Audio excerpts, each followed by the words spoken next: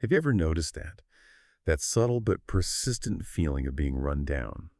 You know, maybe your energy isn't quite what it once was, or you're just not bouncing back as quickly. We often chalk it up to, well, busy life, maybe genetics, or simply getting older. But what if there's this largely unseen force, something you inhale with every single breath, that's actually the primary driver of this decline? Welcome to the Deep Dive. Today, we're taking a look at a truly revolutionary and honestly quite unsettling concept, the airborne toxin dominance theory, put forth by Fuqi Wu. Our mission here is to unpack this theory's central, kind of provocative claim, which is that the long-term cumulative effect of what it calls airborne toxins isn't just a contributing factor, but the dominant cause of human aging, chronic disease, and even premature death. I mean, it fundamentally challenges our most basic assumptions about longevity and health. So we're going to define these invisible invaders, uncover their insidious impact on our bodies, and explore why many of our traditional solutions might be falling short. Then we'll confront the irreversible reality of aging as this theory presents it, before finally discussing the proposed, pretty radical path forward. This deep dive is your shortcut to understanding a crucial and often dramatically overlooked aspect of your long-term well-being. So let's get right into it. Okay, so we often think of air pollution as, visible smog or big industrial plumes. But this theory seems to challenge that fundamentally. Could you help us unpack what it specifically defines as these airborne toxins? Because it sounds like we're talking about something far more subtle than just what we can see, right? That's exactly the paradigm shift here. Right. The theory clarifies that these airborne toxins are not the visible black smoke or those acutely deadly gases that cause immediate, obvious harm. Instead, they are chronic, low-dose chemical pollutants that have just become pervasive in modern life. The real danger lies in their nature. They're micro amounts, but inhaled daily, accumulating silently. These particles are so tiny they penetrate deep into your lung alveoli, those little air sacs where gas exchange happens.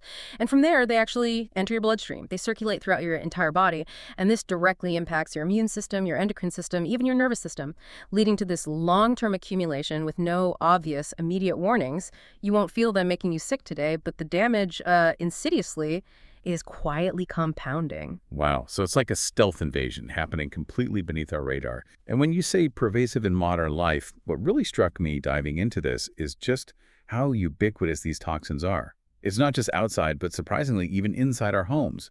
What are some of the specific sources we should be aware of? Indeed, the sources are incredibly broad, and what's particularly startling is how many are indoor. You might think your home is your safe place, your sanctuary. Right. But the theory suggests it can be one of the most significant sources of these toxins. We're talking about things like VOCs, volatile organic compounds released from everyday items. Think car interiors, various plastic products, fresh paint, even common cleaning agents. Then there are substances like formaldehyde, benzene, ammonia, these off-gas from building materials and interior decor, even the synthetic fragrances in your perfumes, shampoos, body washes, laundry detergents. They're identified as sources of these toxic molecules. That's fascinating and frankly a bit unsettling. So many of those are things we actively choose to use, often for, cleanliness or comfort. What about more common household elements we might not even consider, things just around us? Absolutely. Think about kitchen oil fumes when you're cooking, or the tiny shed skin fragments from us and our pets, or even just pet dander itself. And perhaps surprisingly, the theory also points to things like excessive ozone from certain types of air purifiers, or mold spores and microtoxic particles that can build up in central air conditioning systems if they aren't properly maintained.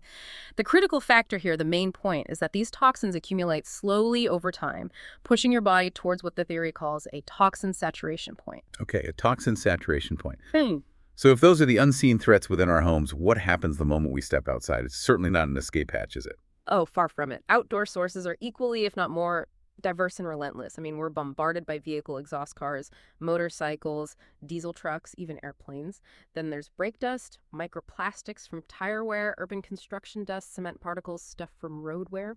These contribute to the omnipresent PM 2.5, that's particulate matter 2.5 micrometers in diameter, and even tinier PM 0.1 particles, along with heavy metals.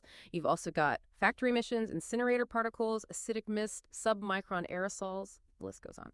And then there's this more sort of natural seeming issue, the pesticide particles attached to plant pollen, meaning, as the theory notes, you smell the fragrance, but also inhale insecticide, which is quite a thought. And of course, large-scale events like wildfire, smoke, and dust storms just add another layer to this burden. But the most alarming aspect, really, is that PM 0.1 and even smaller nanoparticles are so incredibly tiny. They don't just stay in your lungs. They can penetrate the lung alveoli, get into the bloodstream and travel.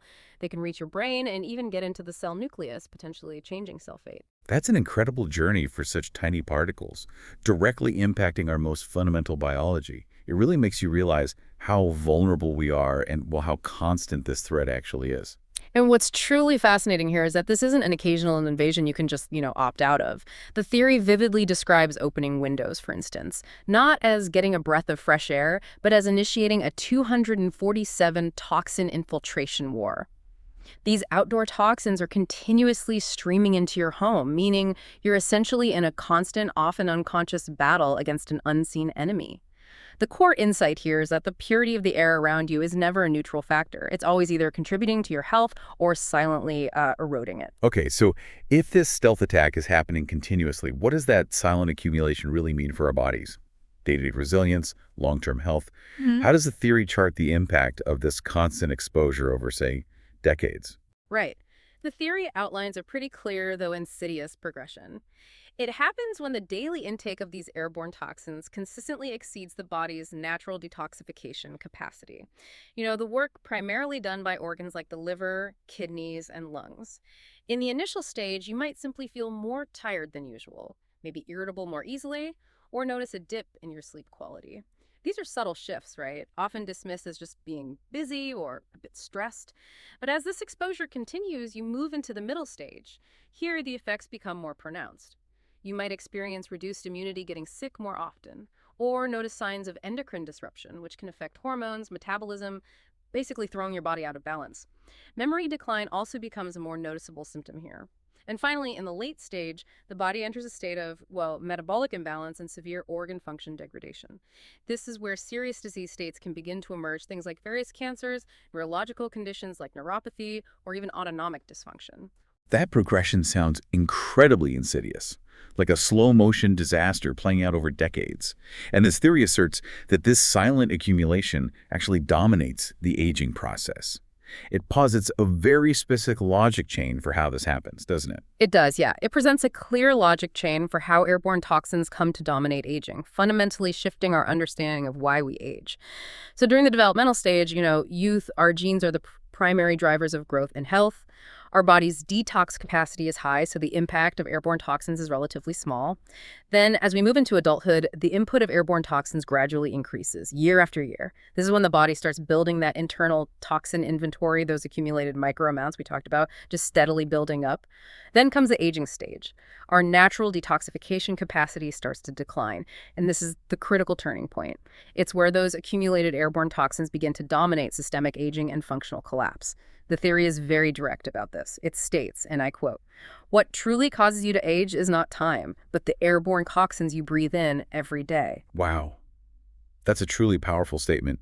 It directly challenges the common notion that aging is just this natural, unavoidable thing dictated by a biological clock.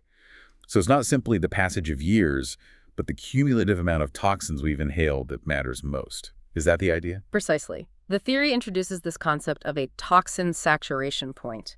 It explains that the total amount of airborne toxins an individual inhales over their lifetime determines their aging speed and the onset of disease.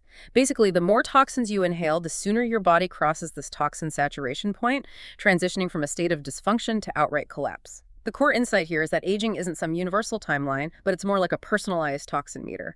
It's about how quickly your individual accumulation hits that critical saturation point, which helps explain why health trajectories and when diseases pop up can vary so wildly between people, even if they seem to have similar lifestyles. This raises a really important question, I think, for many of us listening. If these air toxins are so pervasive and harmful, aren't our current solutions doing the trick? I mean, things like air purifiers. Many people have them, rely on them, especially those with HEPA filters, which are often called the gold standard. Are they not protecting us from this? That's a critical point the theory addresses head on, and it offers, a sobering perspective. It suggests that most traditional air purifiers, even the ones with HEPA filters, are fundamentally inadequate for the most harmful toxins we've been discussing. The vast majority of these devices are designed to handle larger particulate matter, typically PM2.5 and above, dust, pollen, that sort of thing. However, the most damaging elements, according to this theory, aren't these larger particles. They are the nano-sized toxic particles and the gaseous chemical molecules. These ultrafine toxins, they don't naturally settle out of the air, they just stay suspended. And critically, they are not effectively blocked by conventional HEPA filters. And to make matters worse, they're colorless and odorless, so you can't detect them without specialized equipment. You don't even know they're there. Okay, that's a real paradigm shift for many of us who rely on HEPA filters for, allergies or dust. How does the theory specifically explain this difference between perceived effectiveness and actual effectiveness for these nanotoxins? What are the specific limitations it points out? Well, the limitations are quite specific. HEPA filters are primarily effective for particles 0.3 micrometers and larger. That's their standard. The theory explicitly states that PM 0.1 and even smaller nanoparticles mostly pass straight through them. They essentially bypass the filter's main trapping mechanism. Beyond that, the airflow speed in many purifiers is often too fast for sufficient dwell time, meaning the air doesn't spend enough time actually in the filter for effective absorption of these finer particles or gases. And even if they use electrostatic charges to help trap particles, these charges can lose effectiveness surprisingly quickly, sometimes in just weeks, degrading performance.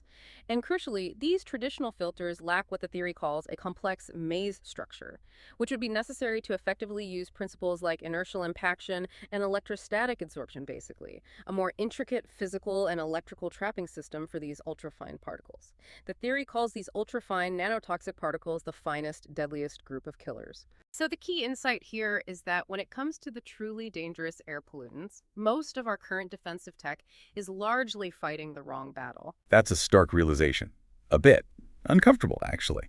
So if these toxins are literally everywhere and our traditional solutions fall short, what hope is there? Can we reverse the damage that's already been done once we've maybe crossed that toxin saturation point? Is there any way to turn back the clock on this? That's a profoundly important question, and the theory presents a very stark, almost uncomfortable truth about it. It states, aging is a chronic collapse from toxin accumulation, not a reversible journey.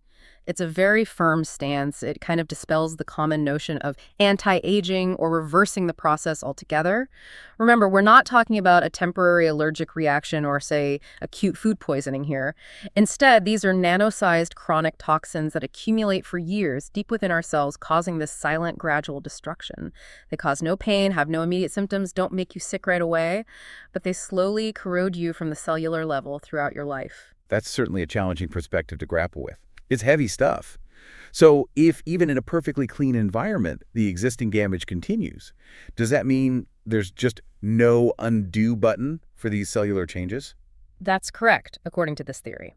It states very firmly that even if you were to completely block all toxin sources and accumulation starting right now today, the toxins already present in your body would continue to cause cellular damage.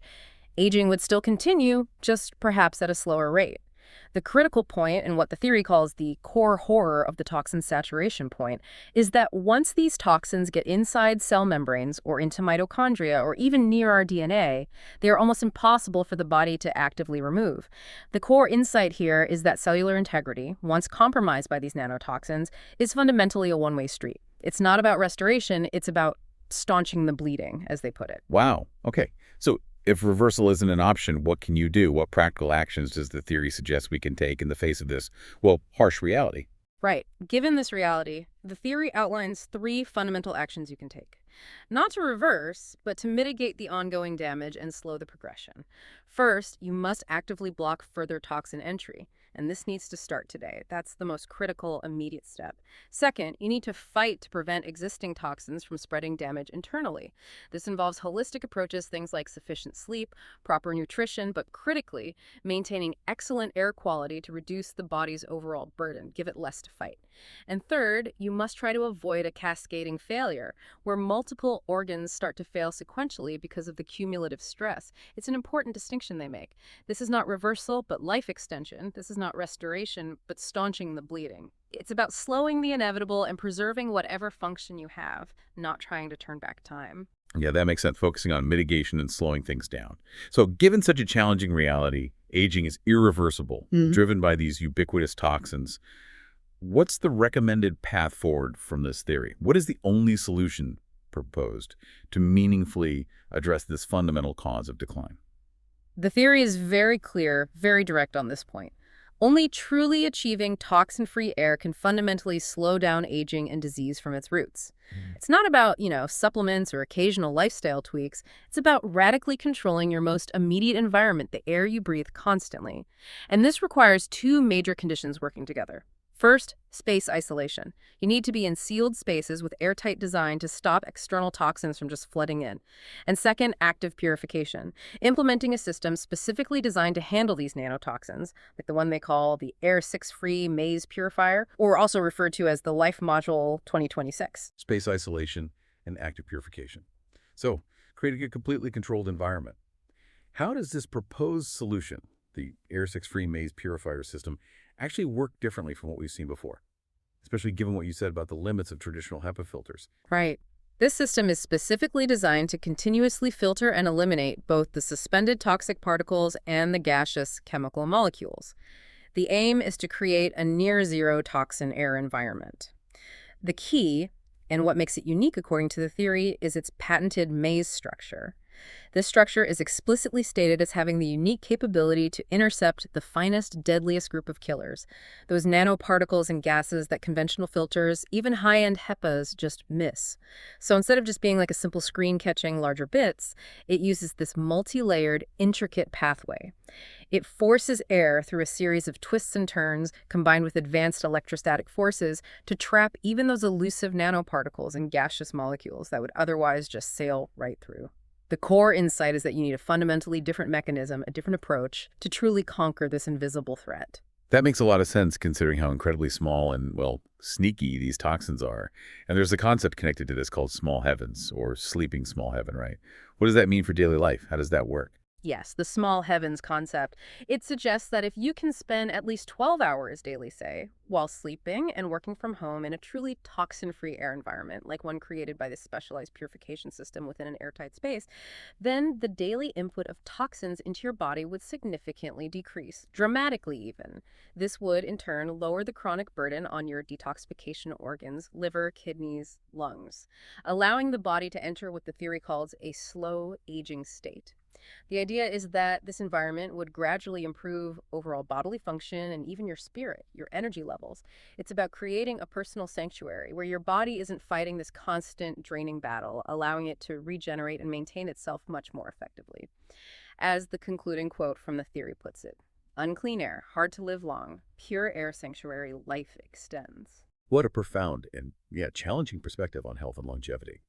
Ultimately, this deep dive really shows us how the airborne toxin dominance theory radically shifts our understanding of aging, away from just an internal biological clock ticking away towards seeing it as an external environmental battle.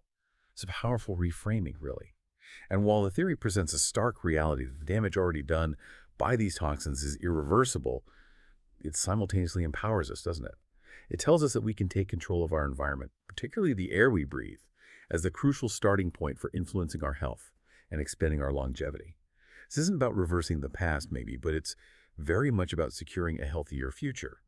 The author uses truly striking language here, almost spiritual, calling this the Creator's last warning to humanity. It really underscores the profound, maybe even existential nature of this challenge. So this deep dive into the airborne toxin dominance theory really invites you to consider, if the air around you is truly the primary determinant of your long-term health and lifespan, what steps might you take starting today to create your own pure air sanctuary? It's definitely a question that could fundamentally change how you live and breathe.